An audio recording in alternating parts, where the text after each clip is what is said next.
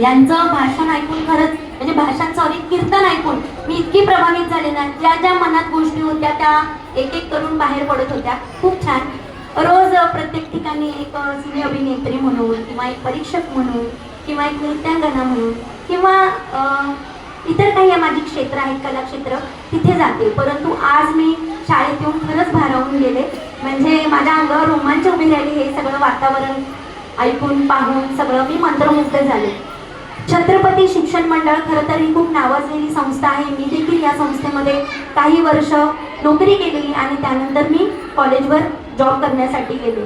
तर आपण म्हणतो ना, एक कार्यक्रमाची सुरुवात ज्या प्रकारे झाली, ज्या चिमुकल्यांनी इतकं सुंदर असं स्वागत गीत सादर केलं ना, खरंच आपण म्हणतो ना, भात शिजलाय की नाही हे तपासण्यासाठी पूर्ण भात उपसावा लागत नाही, शीतावरून भाताची परीक्षा कळते. तसेच ही छोटीशी जी काही चिमुकली मंडळी इथे त्यांनी जे काही सादरीकरण केलं, आता एका मुलीने खूप सुंदर असं सादरीकरण केलं. खरंच या शाळेचा पाया खूप भक्कम आहे, खूप सुंदर आहे आणि खरंच या शाळेतले काही विद्यार्थी, बरेच विद्यार्थी वेगवेगळ्या क्षेत्रामध्ये उत्तुंग भरारी मारतील अशी मी अपेक्षा करते. आणि खरंच तुमचे मॅडम मी मनापासून आभार मानते की तुम्ही मला इथे, मी माझं शूटिंग कॅन्सल करून इथे आले, पण खरंच मी माझा दिवस सार्थकी लागला असं म्हणेन. तर आता आपण बरेच इथे विचार ऐकले वेगवेगळ्या प्रकारचे. आजी आजोबा का असावे, घराचं मांगल्य, घराचं पावित्र्य आणि घराचं महत्त्व कसं वरिष्ठ लोकांनी घडतं किंवा असतं, किंवा तुमच्या मुलांना कशा प्रकारचे चांगले संस्कार लाभतात, हे सगळं आपल्या गुरुजींनी आपल्या कीर्तनातून खूप छान प्रकारे इथे व्यक्त झालेले आहे. आता मी एक इथे प्रमुख पाहुणे म्हणून उपस्थित आहेच, परंतु तुमच्या दैनंदिन जीवनातून थोडंसं काहीतरी वेगळं म्हणून, ज्या प्रकारे आमची एक इव्हेंट कंपनी आहे टिटवाळ्यामध्ये, मला बऱ्याच जणांनी पाहिलं देखील असेल टिटवाळा महोत्सवला, तर आमचे होम मिनिस्टर किंवा गेम होस्टिंग, अँकरिंग अशा प्रकारचे विविध कार्यक्रम असतात. तर मी म्हटलं चला आज आजी आजोबा मेळावा आहे, तर आपण त्यांना लेक्चर तर देऊच, काहीतरी आपल्यातले काही गोष्टी महत्त्वाच्या सांगूच, त्याचबरोबर त्यांचं मनोरंजन देखील करूया. म्हणजे आपण छोटे मोठे खेळ सादर करणार आहे थोड्या वेळाने, जेणेकरून तुम्ही पण रिलॅक्स व्हाल, हो की नाही. घरी गेल्यानंतर मग पुन्हा नातवंडांना सांभाळायचंच आहे, घरात संध्याकाळी कोणती भाजी बनवायची, ती भाजी साफ करून ठेवायची, ही कामं सोडून थोडंसं आपण वेगळ्या गोष्टींकडे जाऊया आणि तुमचा देखील मनोरंजनाचा आपण इथे विचार करून आपण काही खेळ खेळूया. तर सर्वप्रथम माझी ओळख करून दिली या मॅडमनी. एक अभिनेत्री, नृत्यांगना, प्राध्यापिका ही माझी पहिली ओळख आहे. परंतु आपण म्हणतो की नाही, जीवन जगताना प्रत्येक माणसाला शिक्षणाबरोबर कला देखील असणं गरजेचं आहे. त्यामुळे मी शिक्षणाबरोबर माझ्या कलेचाही वेग वाढवला आणि विविध क्षेत्रांमध्ये कामगिरी केली. आणि जशी मी आहे ना, तसेच तुम्ही सर्वजण आहात किंवा तुमच्या भविष्यातील मुलं आहेत. कारण जर एकदा ठरवलं ना तर काही अवघड नसतं, फक्त प्रामाणिक प्रयत्न, कष्टांची जोर त्याला लागते, त्याचबरोबर तुमची इच्छाशक्ती प्रबळ पाहिजे, हो की नाही. आता आपण म्हणतो इथे वरिष्ठ नागरिक, मी यांना वरिष्ठ नाही म्हणणार, कारण वय हा फक्त आकडा आहे. तुमचं मन कायम जिवंत असलं पाहिजे, हो की नाही. मग तुम्ही कोणत्याही क्षणी काही करू शकता. अगदी वयाच्या 17व्या वर्षी माझं लग्न झालं, वडील एक्सपायर झाल्यामुळे, पण मी थांबले नाही. 12वी नंतरचा जो काही प्रवास आहे, MA, DEd, BEd हे सगळं आफ्टर मॅरेज केलं. मग मला मुलं झाली, मग मी आता कसं करू, माझ्याकडे वेळ नाहीये, ही सबब कधीच सांगितली नाही. आणि जसं आता गुरुजींनी सांगितलं की आपल्या घरामध्ये मोठी माणसं असणं खरंच खूप गरजेचं असतं. कारण आताचं युग तुम्ही पाहताय, प्रत्येक व्यक्तीकडे, घरातल्या प्रत्येक व्यक्तीकडे मोबाईल असतो आणि त्याची मान खाली असते. जरी तो ऑफिसवरून आला तरी हातात मोबाईल, आई काम करत असताना किचनमध्ये डाव्या बाजूला मोबाईलचं सुरू असतं. मग ती मुलं का नाही हे करणार, मुलं पण अनुकरण करतात ना. ते जर बाबा आजी संध्याकाळचा दिवा लावते, तुळशीकडे दिवा लावते, काहीतरी ग्रंथाचं वाचन करते, तर मग आपण देखील बसलं पाहिजे, हो की नाही. जी आई जॉब करते, म्हणजे बाहेर वर्किंग वुमन असेल, तर त्यांना काय करावं लागतं, त्यांच्या मुलांना पाळणाघरात ठेवावं लागतं, हो की नाही. मग आपण कितीही पैसा ओतला तरी मुलांवर संस्कार होत नाही. मुलं घडतात, मुलं 8 तास 10 तास आईला सोडून राहतात, त्यांना प्रॉपर जेवण दिलं जातं, तिथे खेळणी असतात, परंतु एक प्रकारचा जो मनाचा कोंडमार आहे ना, तो तिथे होतो. त्यामुळे घरामध्ये ना जे मुख्य छत्र असतं आजी आजोबांचं, खरंच ते असणं खूप गरजेचं आहे. त्यामुळे मुलांवरती योग्य प्रकारे संस्कार घडतात. हे बघा, जसं आता गुरुजींनी सांगितलं, प्रत्येक उदाहरण मी लक्षपूर्वक ऐकत होते. जर आपल्याकडे एक छोटंसं चाळीत घर असेल तर आपली इच्छा असतेच की आपल्याला एक 1 BHK रूम हवा. 1 BHK रूम झाला की वाटतं अरे 2 BHK रूम हवा, मग पुन्हा वाटतं 3 BHK हवा. हो की नाही? म्हणजे बरोबर आहे, माणसाच्या अपेक्षा कधीच संपत नाही आणि माणूस त्या अपेक्षेच्या मागे धावत असतो. मग सकाळची लोकल पकडायची, धावत पळत ट्रेनने जायचं, तिथे नोकरी करायची. मग आपल्याकडे भौतिक साधनं काय नाही याचा विचार करून आपण आणखी जास्त कमवायला लागतो. हो की नाही? मग काय होतं माहितीये, त्यावेळेला त्या मुलाचं जे बालपण असतं ना ते हिरावून घेतलं जातं. त्याला तो जो क्वालिटी टाइम असतो देण्याचा तो मात्र मिळत नाही. त्यामुळे मला असं, आता इथे पालकवर्ग किती उपस्थित आहे मला माहीत नाही, परंतु तुम्ही हे घरी जाऊन देखील सांगू शकता. तुम्ही तुमच्या मुलांना पुरेसा वेळ द्या, हीच खरी तुमची संपत्ती आहे. तुम्ही पैसे कमावताय परंतु तुमची मुलं बाहेर जाऊन काहीतरी वेगळी कामं करतात का, तर आई नाही आहे घरात, बाबा नाही आहे घरात, कोण बघताय दिवसभर. हो की नाही? पण तेच जर आजी आजोबा घरी असतील तर त्या आजीचं लक्ष असतं, आजोबांचं लक्ष असतं, मुलं काय करताय. मग ती मुलं पुढे जाताना विचार करतात की नाही मोठी माणसं आपल्या घरात आहे. किंवा एखादी सून असेल, मी अगदीच म्हणत नाही तो काळ गेला जेव्हा सासूरवाद जाच वगैरे होता, परंतु मला नाही वाटत आताच्या मुली काही जाच वगैरे सहन करत असतील, नाही करत. पण ते जर सासू सुनांचं नातं खेळीमेळीचं राहिलं, आई मुलीसारखं राहिलं, वडील मुलीसारखं राहिलं, तर खरंच त्या घराचं नंदनवन व्हायला वेळ नाही लागणार. आणि मुली म्हणतील आम्हाला विभक्त कुटुंब नको, आम्हाला एकत्र कुटुंब हवं. आणि खरंच एकत्र कुटुंब ही काळाची गरज आहे असं मला वाटतं. त्यामुळे मला खूप छान वाटतं आज इथे येऊन. मी आज तुमच्या समोर आहे आणि मी आज तुमचे खेळ घेणार आहे. आम्ही नेहमी होम मिनिस्टर किंवा गेम होस्टिंग करायला जातो तेव्हा आमच्यासारखे काही असतात, परंतु काही वरिष्ठ नागरिक देखील असतात बरं. कारण आता परवाच आम्ही आमचे इव्हेंट पार्टनर विशाल सर आणि मी रुणवांमध्ये कार्यक्रम सादर केला, तर ती पैठणी वरिष्ठ नागरिकांमधल्या एका महिलेने जिंकली. म्हणजे बघा, उत्स्फूर्तपणा आणि उत्साह हा फक्त असावा. आता माझी एक डान्स अकॅडमी आहे डोंबिवलीमध्ये, तर तिथे माझ्याकडे अशा महिला येतातच थोडंसं स्ट्रेस घालवण्यासाठी, काही नृत्य शिकण्यासाठी. परंतु अशाही काही महिला आहेत जे माझे मंगळागौरचे ग्रुप आहेत त्याच्यामध्ये ते इन्व्हॉल्व असतात. आता लोक वजन कमी करण्यासाठी जसं यांनी सांगितलं की लोक जिम जॉईन करतात, 5,000 10,000 15,000 द्यायला मागे पुढे पडत नाही. किंवा ती प्रोटीन पावडर, मग हे ते बरंच काय काय. किंवा बारीक होण्यासाठी जे स्त्रिया वेगवेगळे उपाय करतात, झुंबा क्लास जो माझ्याही क्लासमध्ये चालतो. परंतु पूर्वी असं नव्हतं. पूर्वी जात्यावर दळलं जायचं, हो की नाही? आवर्जून अंगणातला कचरा काढला जायचा, जेणेकरून तो व्यायाम तिथेच घडतो. किंवा चाललं जायचं, कुठे एवढी वाहन आणि टू व्हीलर, आता इथून इथे जायचं म्हटलं की लोकांकडे गाड्या असतात. त्यामुळे त्या शरीराला कसलाच काहीच म्हणजे हे होत नाही. ते नुसतं जेवण करणं, एका जागेवर बसणं आणि मग त्यामुळे वजन वाढणं आणि मग ते वजन कमी करण्यासाठी पुन्हा एखादा क्लास किंवा जिम जॉईन करणं.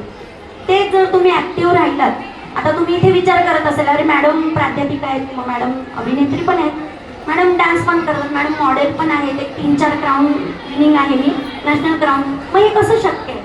तर ते कसं शक्य आहे की तुम्ही तुमच्या दिवसभराचं शेड्यूल कसं बनवता, तो वेळ कसा युटिलाइज करता त्यावरती. जर तुम्ही सबबी सांगितले आमच्या त्याने होत नाही तर काहीच होणार नाही. आता इथे काही बसलेल्या महिला आहेत, तर काही जणी बघतच असतील ना रील, तुमची नातवंड बघतात. तुम्ही त्या रीलमध्ये पाहिलंय का, एक महिला आहे बघा, ती 65-70 वर्षाची असेल, एकदम ग्रामीण भाषा, परंतु ती रेसिपी दाखवते. म्हणजे तिच्यातली क्रिएटिव्हिटी ती तिथे दाखवते. हा बघा कांदा, हा बघा टोमॅटो, आता मी बनवणार आहे इथे मटण सुका, हे ती करते. आताची जनरेशन जे करते ते त्या करतायत. अशा काही महिला आहेत की ज्या गृहउद्योग करतायत किंवा त्यांचे काही असे ग्रुप आहेत, जसे माझ्याकडे मंगळागौरीचे ग्रुप आहेत. म्हणजे तुमच्याकडे तुमची इच्छाशक्ती प्रबळ पाहिजे. तुम्ही बिलकुलही हार मानता कामा नये की आता आम्ही वयाची 60 ओलांडली, आमच्याच्याने काही होत नाही, तर तसं नाही. जो वय हा फक्त आकडा आहे आणि सुरुवात कधी होते, जिथून तुम्ही सुरुवात करताना तिथून तुमची खरी सुरुवात होते. वेळ ही कधीच संपलेली नसते. फक्त माणसाने कारणं सांगणं बंद केलं पाहिजे, बस एवढंच. कारण तुम्ही जितकी कारणं सांगणार तेवढ्या अडचणी तुमच्याकडे येत राहणार, तुम्ही काहीच करू शकणार नाही. त्यामुळे आतापर्यंतची जी काही वर्ष तुम्ही तुमच्या कुटुंबासाठी, तुमच्या मुलाबाळांसाठी, तुमच्या नातवंडांसाठी खर्च केली, तर मला असं वाटतं एक जो हा काळ आहे ना, तो तुमचा स्वतःसाठी जगण्याचा सुद्धा काळ आहे. मग तुम्ही अख्खा घरात सांगा की नाही, हे 2 तास माझे आहेत, हे मला हवे. मग त्यात एखादं सुंदर गाणं गा, कोणाला चित्रकला करायला आवडते, जी आवड पूर्वी लोक पावलेली असते किंवा ती मिळालेली नसते. कराओके क्लास जॉईन करा, जेणेकरून तुम्हाला तिथे गायला जमेल. अशा काही महिला आहेत, त्यांनी तुमचे वेगवेगळे वरिष्ठ नागरिक मंडळाचा ग्रुप तयार करा, त्याच्यामध्ये वेगवेगळ्या प्रकारच्या ॲक्टिव्हिटी करा, जेणेकरून तुम्ही खुश राहाल, आनंदी राहाल. आणि बघा कसं आहे, जेव्हा तुम्ही आनंदी राहता ना, तेव्हा कोणताच आजार तुम्हाला स्पर्श करू शकत नाही. फक्त तुमच्याकडे सकारात्मकता असणं गरजेचं आहे. आता मी इतकी धावपळ करते, मलाही कंटाळा येतो. रोज शूटिंगचा टायमिंग, इव्हेंटचा टायमिंग, घरी यायला 12:30-1, पुन्हा दुसरा दिवस सुरू होतो. पण नाही, थोडंसं दुखलं तरी ते तेवढ्या पुरतं असतं की पुन्हा नव्याने मी तयार असते. कारण माझ्या डोक्यात असते आज काय, व्हॉट नेक्स्ट, पुढे काय करायचं. आणि म्हणूनच ही गाडी धावते धावते धावते आणि विविध क्षेत्रांमध्ये धावते. तर मला एकच वाटतं की जीवन ना हे फक्त एकदाच मिळतं, एकदाच. आता ह्या इतर ज्या टिपिकल बायका असतात, मी पुन्हा एकाला असं हे करत नाहीये, परंतु त्या बायका असतात ना, अरे हिने कुठली साडी घातली आहे, हिच्याकडे हा दागिना कधी आला, हिने कधी गाडी घेतली, याच्यातच त्यांचं अर्ध आयुष्य संपून जातं. अरे मी काय करते, आज मी माझा दिवस कसा युटिलाइज करते, मी माझ्या मुलांकडे माझं किती लक्ष आहे, मी माझा जॉब करते, मी माझं घर सांभाळते, मी माझे सासू सासरे सांभाळते, मग मला अजून प्रगती कशी केली पाहिजे, इकडे जर लक्ष दिलं ना तर प्रत्येक जण यशस्वी होईल. फक्त इतरांकडे न बघता स्वतःकडे बघा आणि स्वतःची वाटचाल करा, असं मला वाटतं. आणि हे जीवन खरंच एकदाच मिळालेलं आहे, त्याचा योग्य तो वापर करा. आपण म्हणतो ना, एक हिंदीमध्ये कहावत आहे, जी लो हर लम्हा बीत जाने से पहले, जी लो हर लम्हा बीत जाने से पहले, क्योंकि लौट कर यादें आती है गुजरा हुआ वक्त नहीं, गुजरा हुआ वक्त नहीं. कारण तुम्ही आता कितीही प्रयत्न केले तरी तुम्ही मागे जाऊ शकता का? नाही. पण मग मागे गेलेल्या गोष्टींचा विचार नाही करायचा. जो क्षण आत्ता आहे, वर्तमान सुरू आहे, त्यामध्ये जगायला शिका. आमच्याकडे आता वयाची 60 आहे ना, 65 आहे, आम्ही काय करू शकतो अजून आम्हाला. आणि आता हल्ली असं झालंय की 50च्या पुढे आयुष्य म्हणजे बोनस आयुष्य झालंय. तर एवढे सारे आजार, एवढ्या सगळ्या गोष्टी, धावपळीचं जीवन. परंतु असं नाही आहे. आता माझे सासरे स्वतः 89 वर्षाचे आहेत, मिलिटरीमध्ये होते, परंतु अजूनही एकही गोळी त्यांना नाही. कारण सकाळी उठलं की त्यांची दिनचर्या असते ठरलेली, सकाळी घरात काही चालू दे आपण मॉर्निंग वॉकला जाऊन यायचं. मग नंतर त्यांचं मंडळ आहे, त्या मंडळामध्ये ते बिझी असतात. म्हणजे त्यांनी स्वतःला एक वाहून घेतलंय की असं नाही की माझे गुडघे दुखत आहेत, मग माझी कंबर दुखते, मग मी आता कसं जाऊ. म्हणूनच हा उत्साह तुम्ही देखील ठेवा. अजूनही काही संपलेलं नाहीये. तुम्ही उद्यापासून देखील एखादी नवी सुरुवात करू शकता. उद्यापासून देखील तुम्ही एखादं पुस्तक, ज्यांना लिहायची आवड आहे त्यांनी एखादं लिखाण सुरू करू शकता. ज्या महिलांना गायची आवड आहे, छान छान ते गाणी गाऊ शकतात. प्लॅटफॉर्म काही कमी नाहीये, फक्त आपल्याला आपल्या प्रयत्नांची जोड असणं गरजेचं आहे, असं मला वाटतं. तर तुमच्यापैकी तुम्हाला कोणाला काही प्रश्न विचारायचे विचारू शकता. आता आपण ना हा संवाद स्वरूप करूया. असं नाही की मी भाषण केले आणि तुम्ही ते ऐकताय. तर तुमच्या जीवनामध्ये, वैयक्तिक जीवनामध्ये तुम्हाला काय समस्या येतात? महिला वर्गाकडे प्रथम येईल. तुम्हाला वाटते काही समस्या आहे की जी तुम्हाला बोलायचं आहे का कोणाला? नाही का? की विचारायचं काय ते विचार. आपल्याला मॅडमने खूप छान प्लॅटफॉर्म दिलाय, तर त्याचा पुरेपूर उपयोग करूया.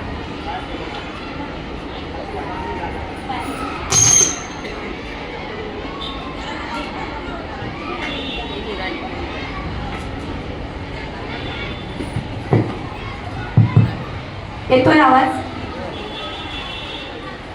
मग कोणाला काही बोलायचं आहे? नाही बोलायचं आहे ना? या मावशीला पुढे.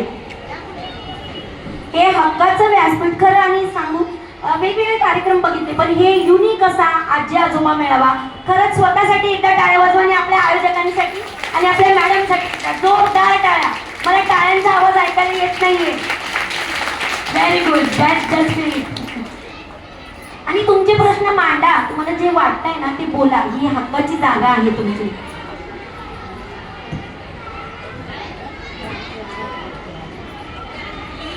नमस्कार. मी रोडवरती धंदा लावते, पण माझी इच्छा अशी आहे जे मी केलं ते माझ्या नातीच्या नशिबाला नाही. माझं एकच आहे की माझ्या नातीने पुढे तरी जास्त शिक्षण मी जोर देऊन तिला लावते आणि ती तिथपर्यंत जावं एवढंच तुम्ही प्रयत्न करा. बाकी काही नाही. मी रोडवर बसते धंदा लावून.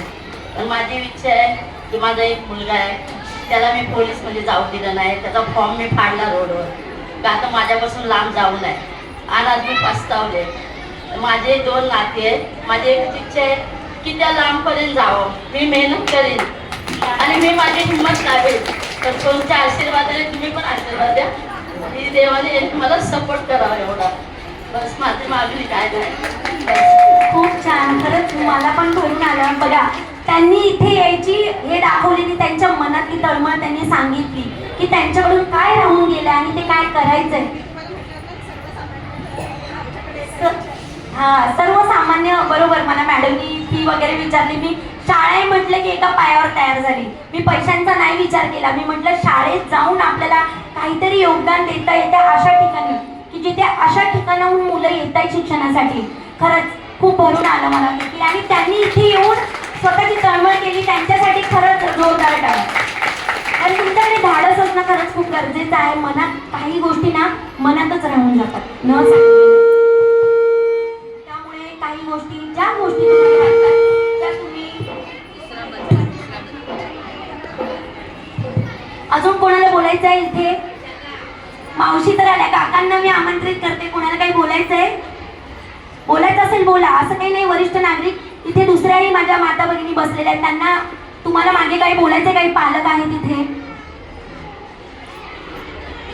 काही प्रश्न विचारत आहेत. थोड्या वेळातच आपण इथे थोडे गेम वगैरे घेऊया जेणेकरून तुमचं मनोरंजन होईल. हो की नाही? लाजू नका. तुमचे बघा, आता त्या मावशीने त्यांचे विचार इथे अस्तलितपणे मांडले. त्यांना काय वाटतंय ते त्यांनी त्यांच्या भावनांमधून आणि त्यांच्या अश्रूमधून व्यक्त झालेलं आहे. अजून कोणाला काही बोलायचंय का? इथे बसलेले वरिष्ठ नागरिक मंडळ आणि आमच्या all beautiful ladies, evergreen beautiful ladies. मी तुम्हाला मावशी काकू वगैरे बोलणार नाही. Beautiful ladies. ओके. तर आपल्याला छान छान गेम घ्यायचेच आहेत. बघूया तुमचा उत्साह किती आहे ना त्याच्यामध्ये आम्हाला दिसेलच. आणि मॅडमनी खरंच, मी आता शॉर्ट नोटीसवर सांगितलं, मॅडमनी बक्षिसांची देखील व्यवस्था केलेली आहे. त्यामुळे छान छान गेम खेळायचे आणि छान छान बक्षिसं जिंकायचे. कारण आजचा दिवस कोणाचा आहे? तुमचा, आपला. हो की नाही? हां, कोणाकडे काही कला जी नैसर्गिक असते, कोणाला अभंग येतो, कोणाला काय येतं, तर सादरीकरण करायचं असेल तर नक्की या. इथे हक्काचं व्यासपीठ उपलब्ध करून दिलं आहे तुम्हाला. ज्यांना कोणाला काही बोलायचं आहे, एक असतं ना मनात एक सल राहिलेली असते परंतु ती व्यक्त झालेली नसते, त्या योग्य वेळेची आणि योग्य जागेची आपण वाट बघत असतो. तर ही जागा खरंच योग्य असं मला वाटतं. ज्यांना बोलायचं त्यांनी या, 2 शब्द बोलून जा. येस, तरुण आजी. हो, असं येतं बरं का तरुण आजी. पण जर लवकर लग्न झालं तर लवकर आजी होता येतं, असं होतं. आपलं नाव सांगा आणि मग सुरू करा.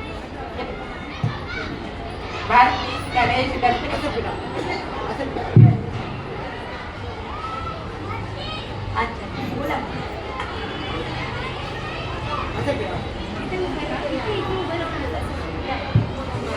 Hello hello. मी आता म्हणजे नेक्स्ट लग्न केलं ना, झाले 5-6 महिने. नातवंडला भेटायला शाळेमध्ये येते, घरी नाही जात. माझी नातवंड हुशार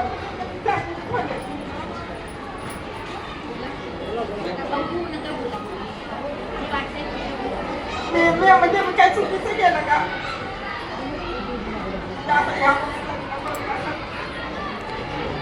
ते लोक असे बोलतात. कुठेतरी व्यक्त झालं ना की थोडंसं मोकळं होता येतं. बरोबर. म्हणूनच म्हटलंय ना, जिंदगी रोने के 1000 रोने के मौके तलाश लेगी, जिंदगी 1000 रोने के मौके तलाश लेगी, तुम हंसी की बस एक वजह ढूंढना, तुम हंसी की बस एक वजह ढूंढना.